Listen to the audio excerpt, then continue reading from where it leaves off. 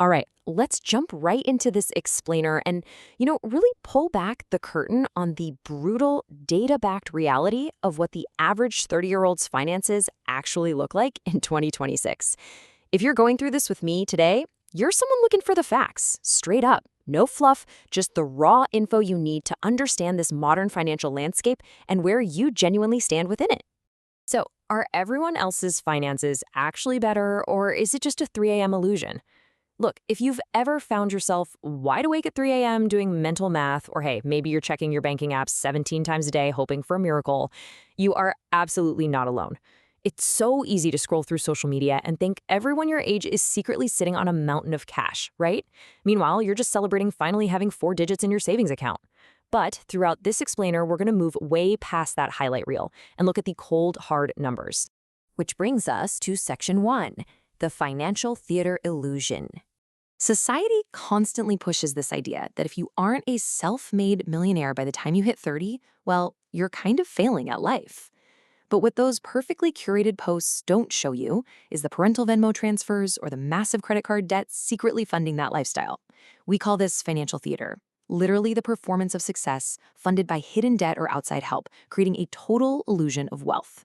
Most of the people around you aren't actually better with money. They're just making very different mistakes, usually with much bigger numbers. Seriously, think about your last major purchase. Did you buy it because you truly needed it or because you felt like you were supposed to have it by now? That right there is financial theater at work. All right, let's move on to section 2, the heavy anchor of debt. So, the first massive roadblock dragging an entire generation down before they even get a chance to sprint is student loans. Get this, the average 30-year-old is carrying about $42,000 in student loan debt. When you break that down, it's roughly $436 a month.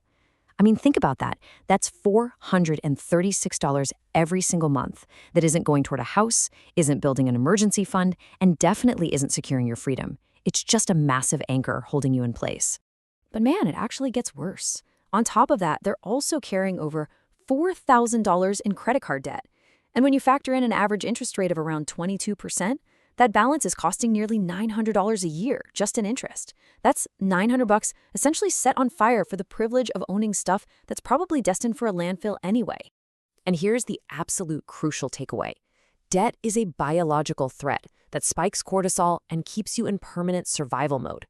This isn't just a simple math problem on a spreadsheet.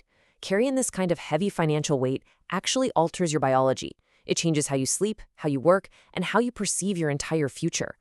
You literally cannot build long-term wealth when your body genuinely thinks it's constantly under attack. Okay, let's look at section 3, savings, expectation versus reality. With all that heavy debt in mind, there's this terrifying gap between what financial institutions expect from you right now and what's actually happening in your bank account. Major institutions like Fidelity will tell you that you should have your median salary of $58,000 saved by age 30. But the harsh reality? The average retirement account balance for this age group is actually only around $14,000. That is a massive, massive chasm between academic expectation and everyday reality. Which brings us to a stat that genuinely keeps me up at night. 50% of Americans cannot cover a $1,000 unexpected expense without going into debt. If your car needs new tires or you get hit with a sudden medical bill and your very first instinct is to reach for a credit card, well, you're part of a massive, quietly broke majority. Half the people you see walking down the street are on a financial tightrope with absolutely zero safety net beneath them. But hey, there is some good news here. Having just a $2,000 buffer boosts your financial well-being score by 21%. You really don't need millions to start feeling secure. Getting out of that biological survival mode we talked about earlier starts with just $2,000. It's a highly achievable goal that radically transforms your day-to-day anxiety and proves you can absolutely take control. Let's transition to section 4, the modern housing lockout. This is arguably the biggest driver of financial anxiety today, and the most dramatic departure from previous generations. Historically, previous generations bought homes when they cost roughly 4 times your annual income. Today's market? It demands nearly 6 times your income, with median home prices crossing the $500,000 mark in a ton of areas.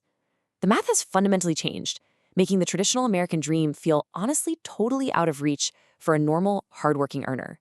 Because of these skyrocketing prices, you now need around $100,000 in cold hard cash just to put 20% down and avoid PMI, what a lot of folks in the industry call the poverty tax. Because of this insane barrier to entry, the home ownership rate for adults under 35 has plummeted to just 37%. This traps a huge chunk of 30-year-olds in a pretty predatory rental market that's easily eating up half their income. It forces a really cruel choice between keeping a roof over your head and actually trying to build wealth. So, how do we fight back? Let's dive into Section 5, the top 10% strategy.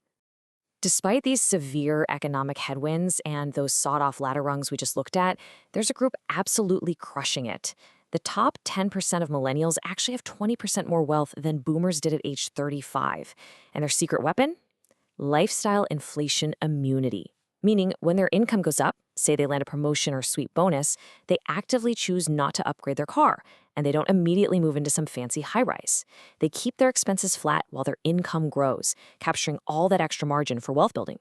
They fundamentally get the ultimate wealth equation. Step 1, you grind to save that first $100,000. This is the hardest part, no doubt, because you're doing 100% of the heavy lifting. But step 2 is where the magic happens.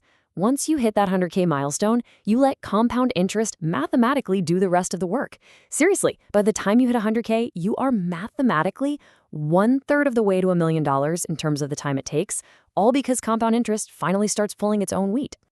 Let's bring it all home with Section 6, benchmarking your true wealth. Look, being 30 and feeling financially overwhelmed doesn't mean you're failing. It just means you're human, living in a really tough economic era. But relying on expensive denial, definitely not the solution. So are you ready to stop measuring your progress against a highlight reel?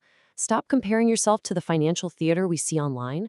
Grab the 30-year-old benchmarking sheet linked right down in the description of this explainer to see your real score based on actual data. Start making decisions today that your 40-year-old self will genuinely thank you for. I'll leave you with this. What exact step are you going to take right now to build your immunity to lifestyle inflation and finally take back control of your financial future?